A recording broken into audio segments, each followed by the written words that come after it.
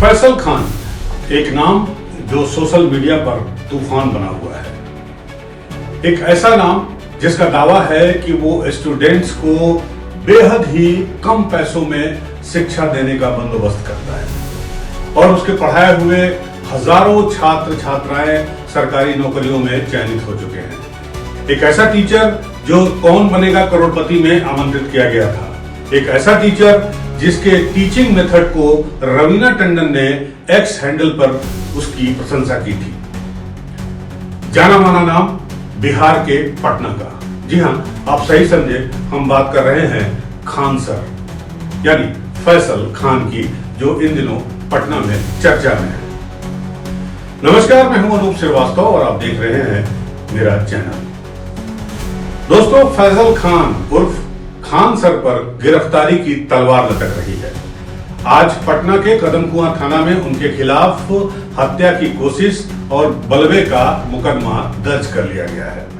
आपको तो मालूम ही है कि खान सर की कोचिंग पर बीते 2 जून की रात में हमला करने का आरोप लगाया गया था। बाकायदा इसकी एफआईआर हुई कदमकुआं थाने में और उनके प्रतिद्वंदी कोचिंग ज्ञान बिंदु के संचालक रोशन को गिरफ्तार कर लिया गया। उसके बाद अब जो आप स्क्रीन पर देख रहे हैं, ये ज्ञान बिंदु के छात्र हैं जो पटना की सड़कों पर कैंडल लाइट मार्च कर रहे हैं और अपने सर की रिहाई की मांग कर रहे हैं। साथ ही साथ फैसल खान उर्फ खान सर की गिरफ्तारी की मांग कर रहे हैं, क्योंकि उस रात का वीडियो अब सामने आ गया है जिसमें खान सर के 2 गार्ड जो हैं वो फायरिंग कर रहे हैं। आपने हमारे चैनल पर देखा होगा कि किस तरह से खान सर ने आरोप लगाया था कि कुछ लोग आए, उन्होंने अंधाधुंध फायरिंग की, 8 से 10 राउंड फायरिंग की। लेकिन उसी रात पटना के सिटी एसपी ने इस बात से बिल्कुल इनकार किया कि कोई फायरिंग की घटना वहां पर हुई थी। मारपीट और पथराव से पटना पुलिस ने इनकार नहीं किया था।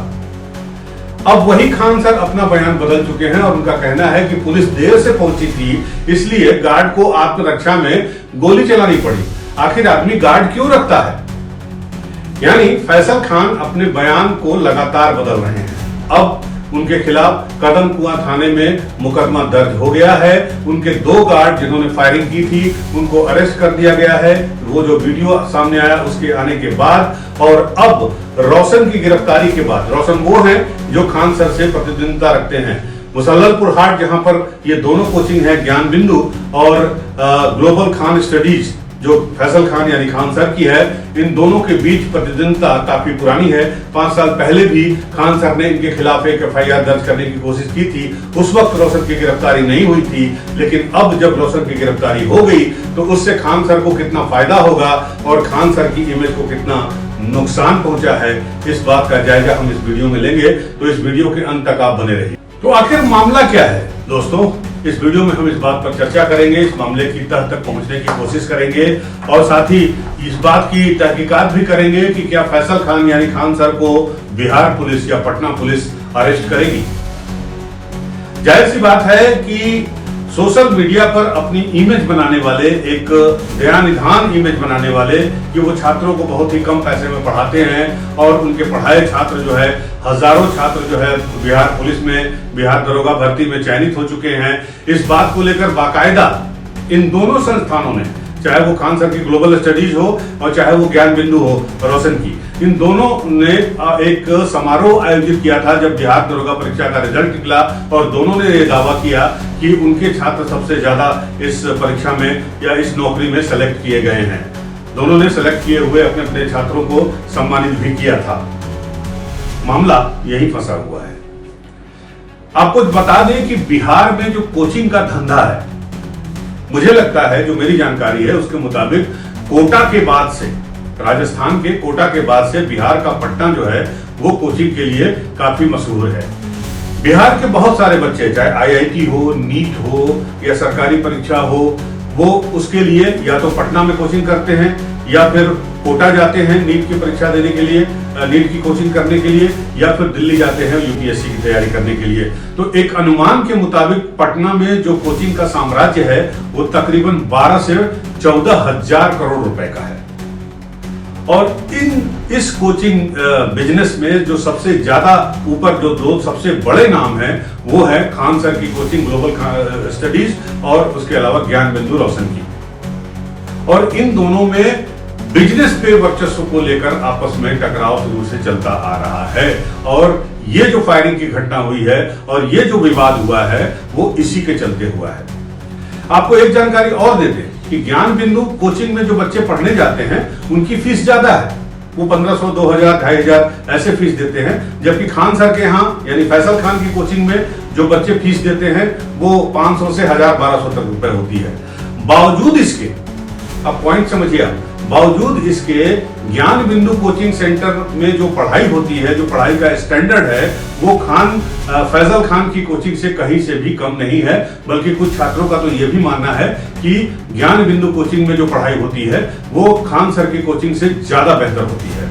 इसलिए फीस ज्यादा होने के बावजूद भी बच्चे ज्ञान बिंदु कोचिंग में जाते हैं और ज्ञान बिंदु कोचिंग बराबर की टक्कर देता है global Khan studies coaching centre को। और इसी बात का गम कह लीजिए, गुस्सा कह लीजिए या दर्द कह लीजिए, जो अपने इमेज को लगातार बढ़ावा देते रहे हैं उस पर सोशल मीडिया पर उनको था और ऐसा माना जा रहा है कि ये पूरा प्लांट किया हुआ था। हालांकि हम इसकी पुष्टि नहीं करते हैं, ये पुलिस की जांच में सामने आएगा। जब फैजल खान के खिलाफ मुकदमा दर्ज हो गया है तो जाहिर सी बात है पुलिस उनसे पूछताछ की है। आज पता चला है कि कम से कम घंटों जो है वो फैजल खान यानी खान सर से पटना पुलिस ने पूछताछ की है। सूचना ये भी है कि खान सर की कोचिंग पर खान सर ने अपने वकीलों को बुलाया है और पहले दिन जो उन्होंने बयान दिया था उससे इतर उन्होंने बयान दिया है। उन्होंने कहा है कि आत्मरक्षा में उनके गार्डों ने गोली चलाई, जिन्हें पटना पुलिस पहले गिरफ्तार कर चुकी है। तो आप ये उनकी बाइट भी सुन लीजिए, जिस दिन हमला हुआ था रात को उस दिन खान सर ने क्या कहा था और अब क्या कह रहे हैं। लगातार वो अपना बयान बदल रहे हैं। कहना ये है कि सस्ते फीस में क्यों पढ़ा रहे हो कि इतना रिजल्ट हो जाएगा। यहाँ पे मेन यही है कि इतने कम फी में इतने लोगों को ना पढ़ाया जाए। तो अब प्रशासन से भी कहते हैं कि सिक्योरिटी ध्यान में रखा जाए, क्योंकि गरीब को भी पढ़ने का अधिकार है। यहाँ हज़ारों की संख्या में जब रिजल्ट हो जाता है तो थोड़ा इस तरह से असामाजिक तत्व जो होते हैं वो अपना सोचते हैं कि दबा दिया जाए। पूरा ऑफिस तोड़ ताड़ दिया, ऐसे गोली चला दिया। अब किसको हमला करने आ गए? यहाँ हमारे घर पे किसको करना है? हाँ, CCTV कैमरा फुटेज को दे दिया गया है, चिन्हित कर लिया गया, गार्ड भी पहचान गया वहाँ पे, बगल की कोचिंग वाला ही। एक जब तक पुलिस नहीं आई है तब तक एक बॉडीगार्ड को क्या करना चाहिए? क्या वो किसी आदमी के ऊपर फायरिंग किया है? क्या वो चोरों की तरह छुप के फायरिंग किया है? क्या CCTV कैमरा या किसी इंसान से छुप के किया है? बॉडीगार्ड के पास लाइसेंस मिला है, उसका काम क्या? किसी इंसान को मरते मत छोड़ो, ये बेचारा मर जाता, क्या इस पे माला चढ़ने का इंतजार करे या हवाई फायरिंग करेगा? क्या उसने हवाई फायरिंग किया कि नहीं किया है? किसी से छुप के किया है? अगर उस बॉडीगार्ड के जगह कोई पुलिस वाला भी रहता तो पुलिस भी क्या करती है? हवाई फायरिंग करती है। जैसे पुलिस आ गई है बॉडीगार्ड का काम खत्म हो गया। हम सबसे एक बात पूछना चाहते हैं, रात को 10:30, रात को 10:10 पर मेरे घर पे कोई आया या हम लोग गए कहीं पे, हमारे यहाँ कोई आया, रात के अंधेरे में मेरे यहाँ कोई आया है, हमारे गार्ड को मार के अधमरा कर दिया। पुलिस के आने में टाइम लग रही है, उस बीच क्या हम लोग फूल फेंके या आरती लेके खड़े हो कि भाई हमें भी मार दो? जिस हिसाब से अभी हम आपको वीडियो दिखाते हैं, जिस हिसाब से गोलियों की आवाज सुनाई देगी आपको ना, आप फील। लेकिन सवाल यह है दोस्तों कि क्या रोशन की गिरफ्तारी हो गई? जबकि जो 31 मई का फुटेज है, उसके अलावा जो 3 जून का फुटेज है, 31 मई को रोशन के ज्ञान बिंदु के कोचिंग सेंटर पर खान के ग्लोबल स्टडीज के पोस्टर लगाए गए, वहां पर विवाद हुआ। फिर 3 जून को जब हमला हुआ उस वक्त जो CCTV फुटेज सामने आए हैं उसमें खान सर के गार्डों के गोली चलाने का तो विजुअल दिख रहा है, लेकिन उसमें रोशन कहीं दिखाई नहीं दे रहे हैं। और यही वजह है कि ज्ञान बिंदु कोचिंग के छात्रों ने जोरदार प्रदर्शन किया कल पटना की सड़कों पर, शाम को कैंडल मार्च किया और उनका कहना था कि रोशन की गिरफ्तारी गलत है और अगर रोशन को गिरफ्तार किया गया है तो खान सर को भी गिरफ्तार किया जाना चाहिए, फैजल खान को भी गिरफ्तार किया जाना चाहिए। अब सवाल सबसे बड़ा यही है कि क्या पटना पुलिस फैसल खान को गिरफ्तार करेगी?